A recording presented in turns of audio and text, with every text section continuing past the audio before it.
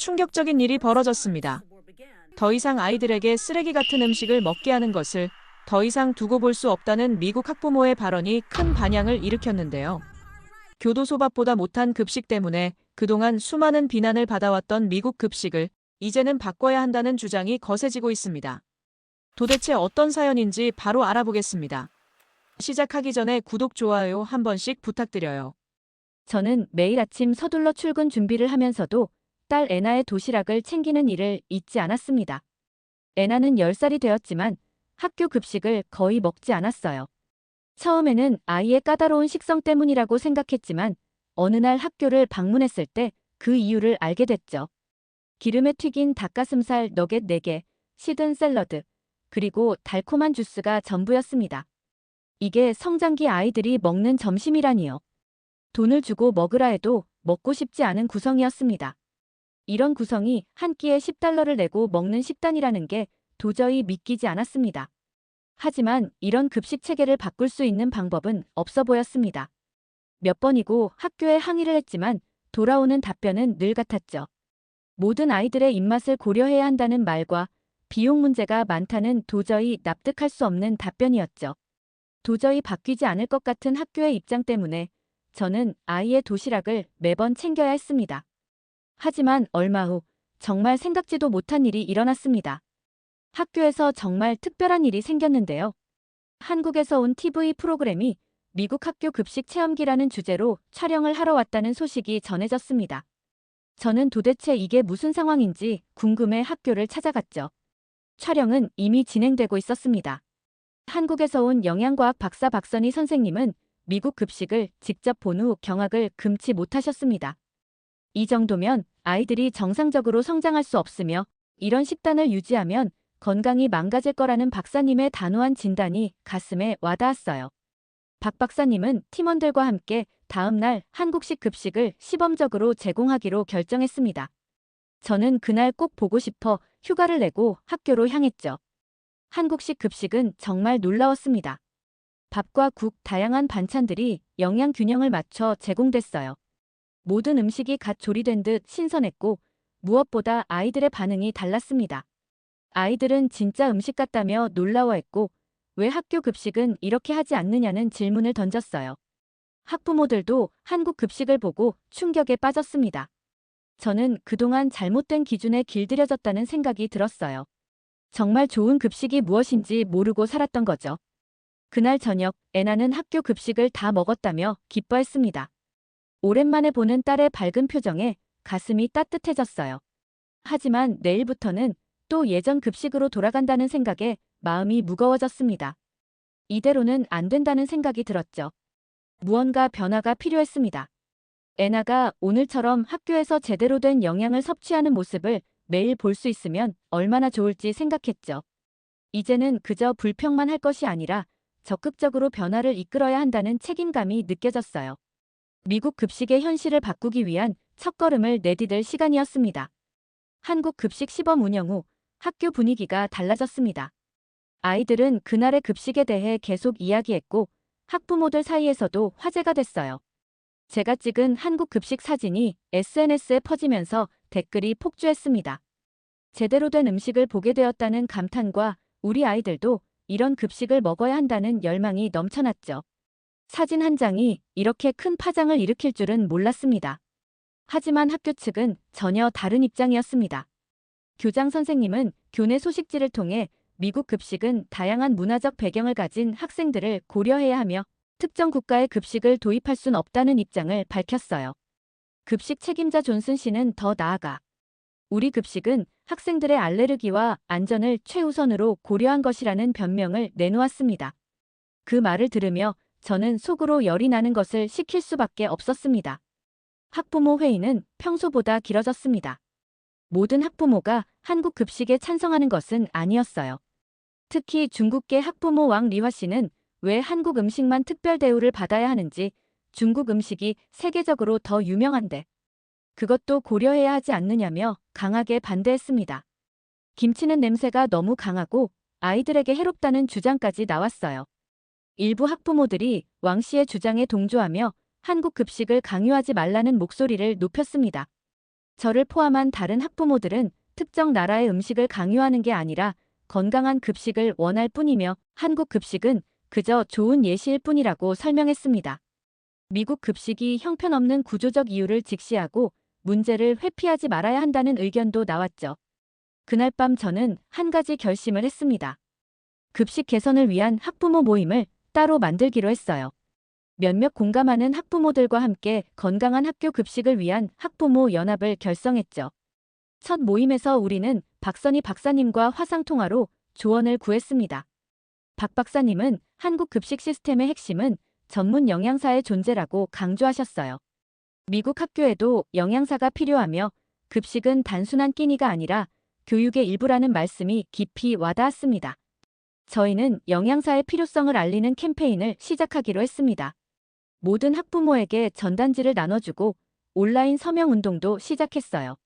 하지만 학교 측의 반응은 냉담했습니다. 예산 문제, 인력 충원의 어려움 등을 이유로 영양사 채용은 현실적으로 불가능하다는 입장이었죠.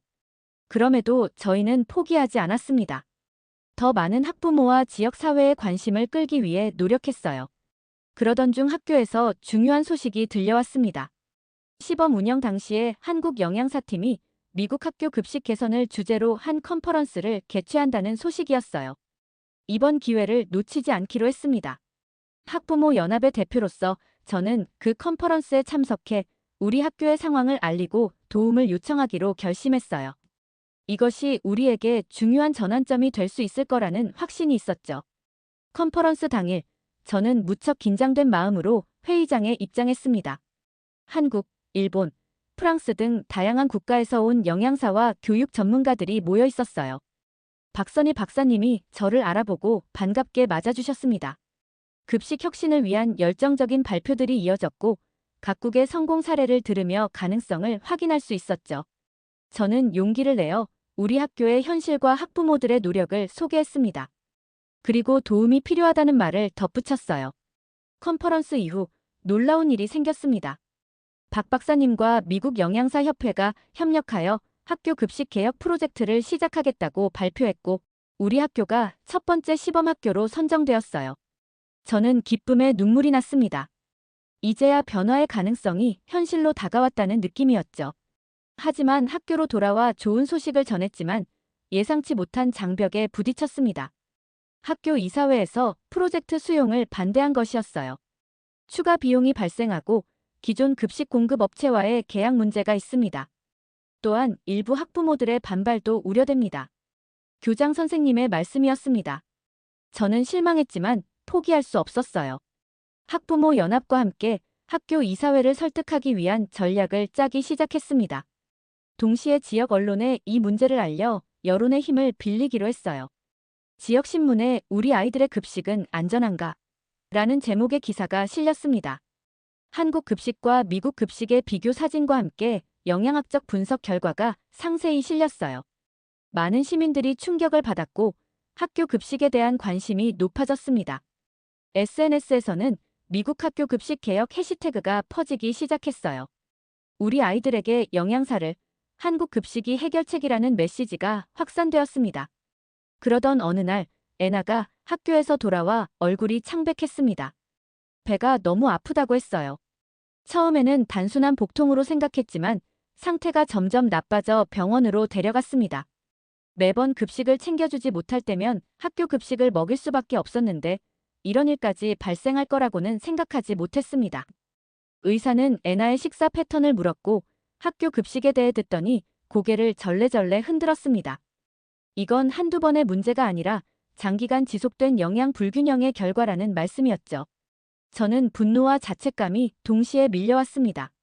내 아이가 급식 때문에 병원에 갔다는 사실이 믿기지 않았어요.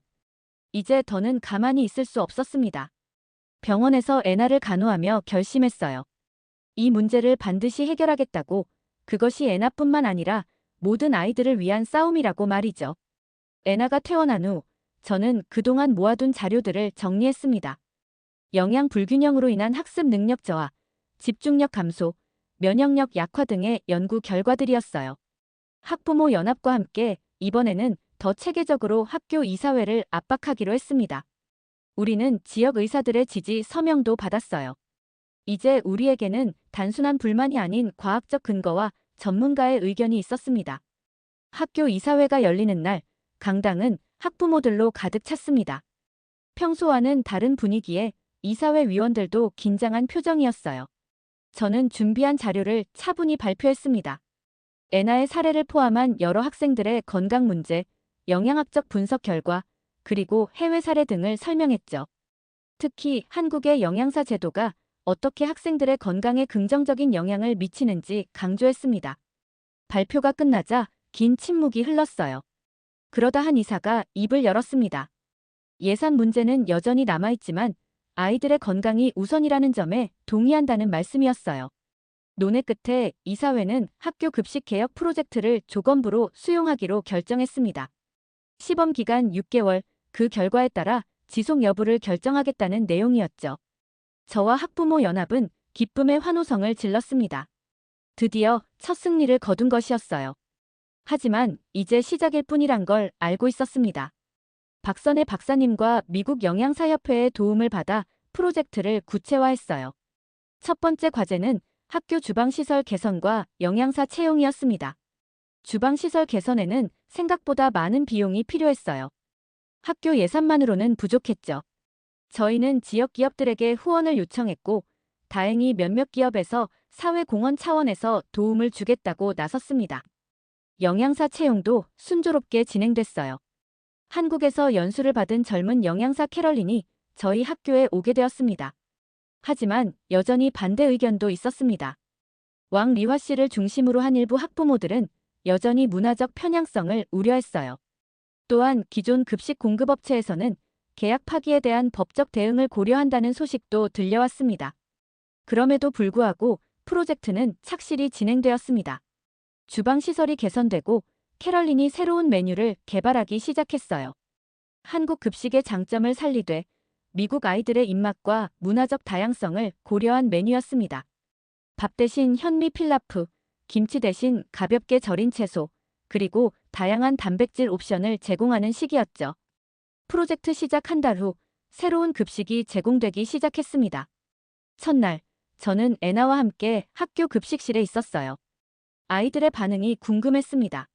처음에는 조심스럽게 접근하던 아이들이 맛을 본 후에는 기뻐하며 식사를 즐겼어요. 특히 신선한 과일과 채소에 대한 반응이 좋았습니다. 애나는 오랜만에 학교 급식을 맛있게 먹었다며 기뻐했습니다.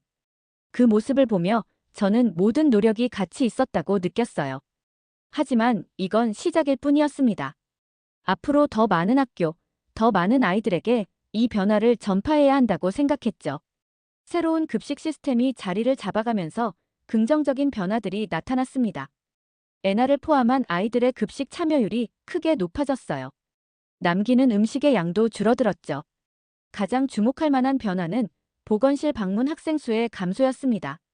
특히 소화불량이나 두통으로 보건실을 찾는 경우가 현저히 줄었어요.